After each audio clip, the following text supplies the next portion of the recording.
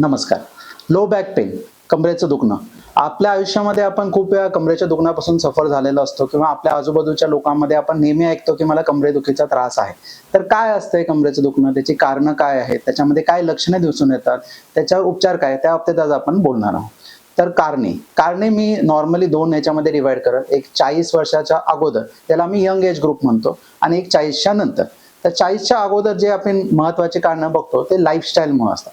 आपण आजकाल बघतो की खूप जण कॉम्प्युटरवर बसणं, लॅपटॉपवर बसणं, मोबाईलचा यूज करणं, 8-8, 10-10 तास बसून कामं करणं, यामुळं खूप कॉमन झालेलं आहे. आजकाल यंग एजमध्ये बॅक पेन सुरू झालेलं आहे. दुसरं, काही ऑक्युपेशन असतात ज्याच्यामध्ये वाकून काम करावं लागतं, त्यांच्यामध्ये हे कॉमन होऊन जातं. पेशंट काही हिस्ट्री देतात की जिममध्ये काही वजन उचललं किंवा घरामध्ये काही वजन दुसलं, त्याच्यानंतर ॲक्यूट बॅक पेन सुरू होऊन जातं व ते सिव्हिअर प्रमाणात राहतं. काही कारणामध्ये न्यूट्रिशनल डेफिशियन्सी, ज्याला आम्ही vitamin D deficiency, vitamin B12 किंवा कॅल्शियम कमी झालं, त्याच्यामुळे पण बॅक पेन हे कॉमनली होतं. आता जे ओल्ड एजमध्ये आहे, ज्यांचं 40च्या पुढं वय, त्याच्यामध्ये कारणं थोडी वेगळी राहतात. एक महत्त्वाचं कारण म्हणजे स्पॉन्डिलायटिस. आता स्पॉन्डिलायटिस काय असतं की वयानुसार झालेली झीज. जसं वय वाढून जातं, मणके एकमेकांना घासायला लागतात आणि त्यामुळे पेन सुरू होऊन जातं. दुसरं कारण असतं ऑस्टिओपोरोसिस, म्हणजे हाडं ठिसूळ झालेले असतात, त्यामुळे कंबर दुखायला सुरू होऊन जाते. आणि तिसरं महत्त्वाचं कारण की त्यांच्यामध्ये मणक्याचे फ्रॅक्चर होतात. तर आता याच्यामध्ये लक्षणं काय दिसून येतात? आता जसं मी सांगितलं, यंग एजमध्ये कॉमनली आपल्याला लक्षात येऊन जातं की जे मेकॅनिकल बॅक पेन आहे, म्हणजे जे बसून जॉब करतात, 8-8, 10 तास त्यांचं बसून असतं, त्याच्यामध्ये पेन सुरू होऊन जातं. याच्यामध्ये शक्यतो पेशंट कंप्लेंट करतो की रात्री आल्यानंतर किंवा संध्याकाळी त्यांची कंबर दुखते, झोपेत त्यांना त्रास होतो किंवा बसून उठायला गेलं की त्यांना आखडूनपणा वाटतो. ज्यांचं हिस्ट्री असते की ज्यांनी वजन उचलले, त्यांच्यामध्ये असं होऊन जातं की सिव्हिअर बॅक पेन होतं. स्नायू मागचे आखडले गेले असतात, त्यांना वाकायला किंवा काही मूव्हमेंट करायला जमत नाही. खूप वेळा त्यांची जी चकती असते, दोन्ही मणक्याच्या मध्ये जी चकती असते ती बाहेर येते व मागच्या नसेवर प्रेशर देते, ज्याला आम्ही सायटिका म्हणतो. त्याच्यामध्ये खूप वेळा पेशंटला पायाच्या मागच्या बाजूने वेदना होतात, त्याचबरोबर पायाला मुंग्या येणं, झणझणपणा वाटणं, हे सिम्पटम्स पण कॉमन राहतात. तर आता ह्याचं आपण निदान कसं करू शकतो? खूप वेळा पेशंट जेव्हा डॉक्टरांकडे येतो तेव्हा तुमचे हिस्ट्री, एक्झामिनेशन ह्याच्यामध्ये डॉक्टरांना निदान होऊन जातं.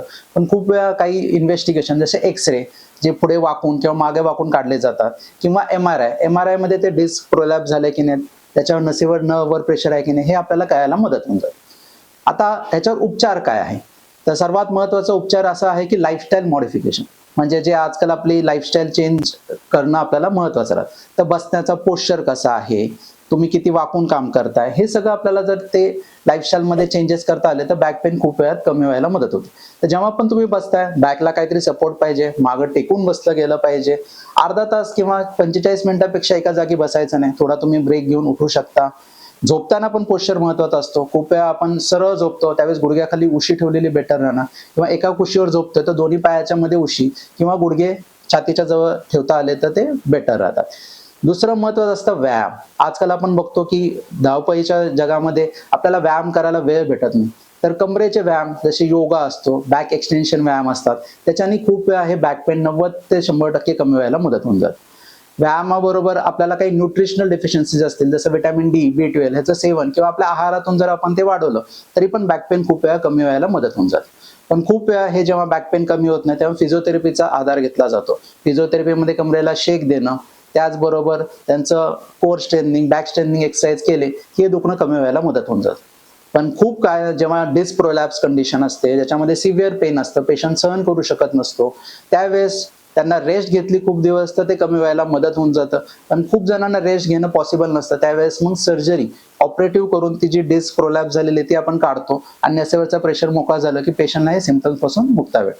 पण आपण जर लाईफस्टाईल मॉडिफिकेशन केलं, जर आपण प्रिव्हेन्शनकडे जास्त लक्ष दिलं तर हे बॅक पेन कधी होणारच नाही आणि आपलं जीवनामध्ये हे बॅक पेन कधी आपल्याला सफर करावं लागणार नाही.